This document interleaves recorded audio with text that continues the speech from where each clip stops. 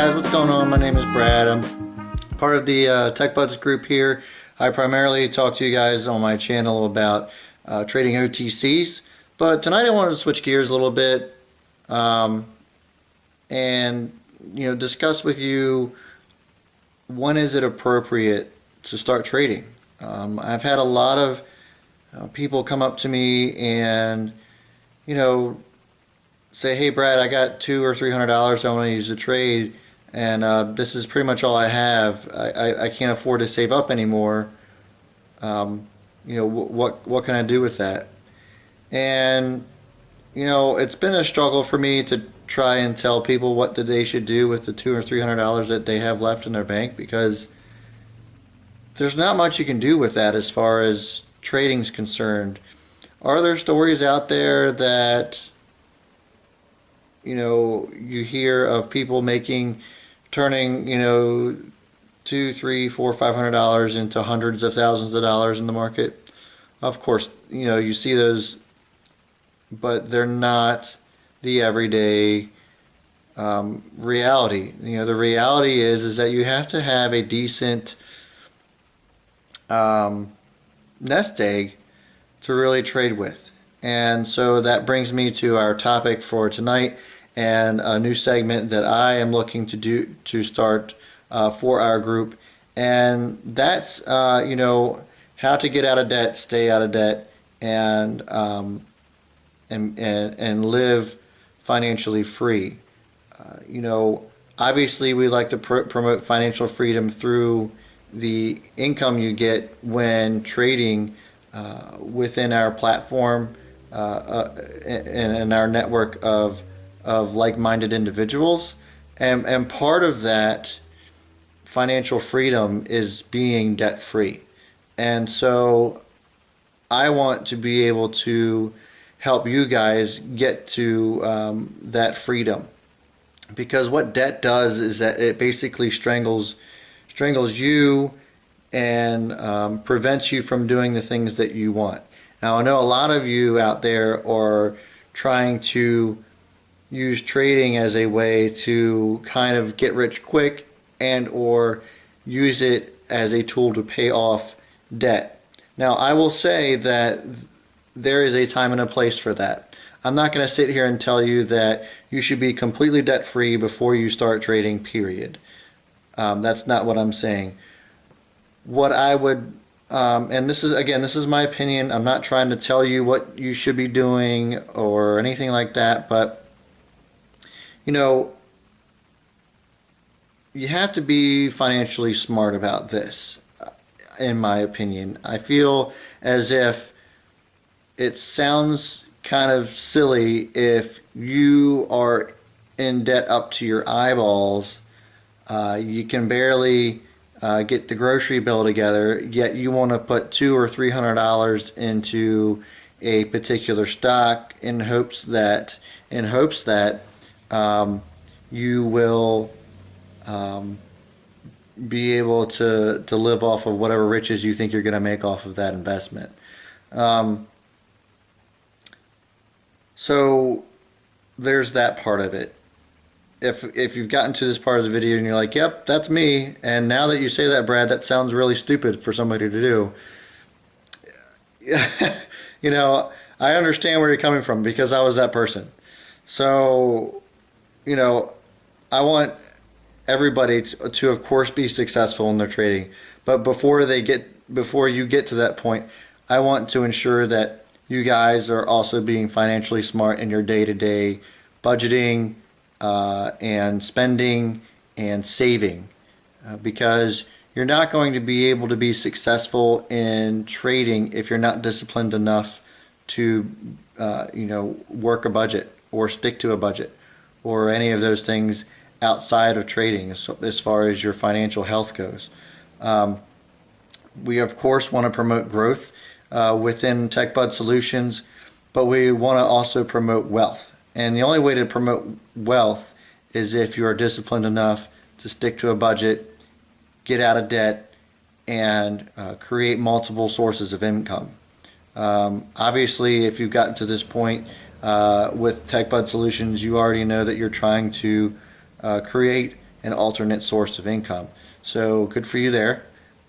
You know, but I want to take that one step further with you guys and help walk you through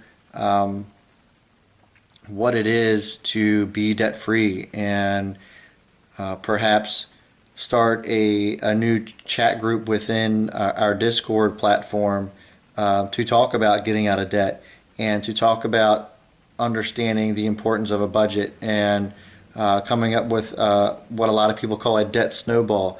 And we'll go into that a lot more in the coming videos. But basically, the whole point of my video today is just to talk to you about, you know, what about how to be financially smart, really, and to be financially healthy.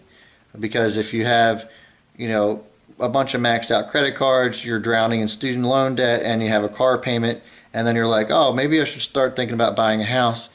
You may want to reconsider your life choices when it comes to your finances.